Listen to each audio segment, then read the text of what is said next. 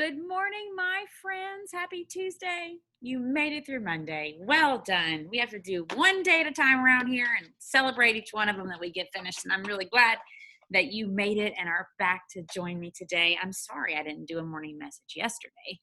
Um, too many things. And sometimes we just got to let a couple things go. And that was the thing. But I'm back. I'm back today, and I wanted to say welcome back to you too. So I'm going to read you a book today called Wordy Birdie. The Newell family bought me this year, and it is such a cute book. I love books that are written like people talk.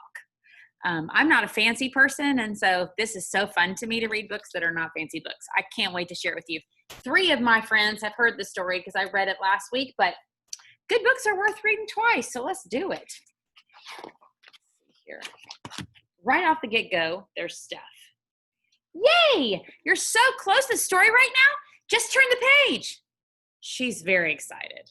I am too. Well, we are in a pretty great book. Wordy Birdie. Written by Tammy Sauer, illustrated by Davey Mottram. Meet Wordy Birdie. Wordy Birdie has lots to say. It starts the moment she wakes up. See? Hello, sunrise. Hello, pink sky. Hello, orange sky. Hello, yellow sky. Hello. Oh, hello, gorgeous. She saw herself in the mirror. So funny.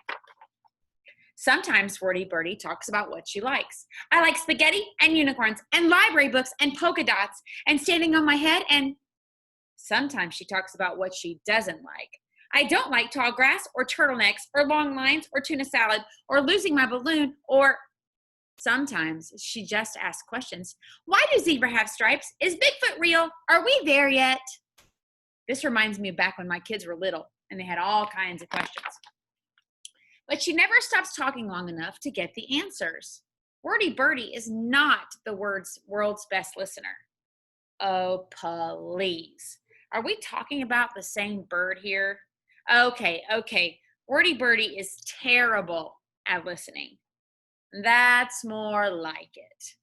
She never listens to anybody, even when she should. This one time, I totally went swimming with a narwhal. My third cousin, Barb, is a penguin. Really? Do you think there's an award for Bird of the Year? Fact, people used to think the world was flat and you could fall right off the end. One day, Wordy Birdie takes a walk into the deep woods. Naturally, she has plenty to say.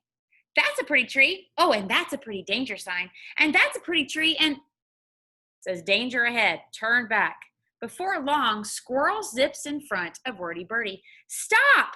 Don't go any farther. Does Wordy Birdie listen? You already know she's not a great listener. She does not. Oh, and a pine cone. Oh, and a sign. Oh, a rock. Oh, a leaf. Soon, Rabbit dashes onto the scene. Go back while you still can. Does Wordy Birdie listen? I don't know. She does not. Yay, my favorites! Strawberries for me, and carrots for me, and tomatoes for me. Then Raccoon gives her a piece of advice. Run for your life! Does Wordy Birdie listen? What do you think? Whoa, it's getting darker and darker and darker and darker and looky there, white circles and triangles. I love white circles and triangles. Oh boy. She's looking at the pieces, but not the whole thing, is she? Roar, roar, roar. Oh, do Squirrel, Rabbit, and Raccoon just leave Wordy Birdie there? I mean, they tried, right? They couldn't get her to stop. So what should they do? Well, let's ask. If you have a talking buddy nearby, tell them, what would you do if you were Squirrel or Rabbit or Raccoon? Would you leave Wordy Birdie because you did your best? I mean, what are you going to do? Or would you stay around to help?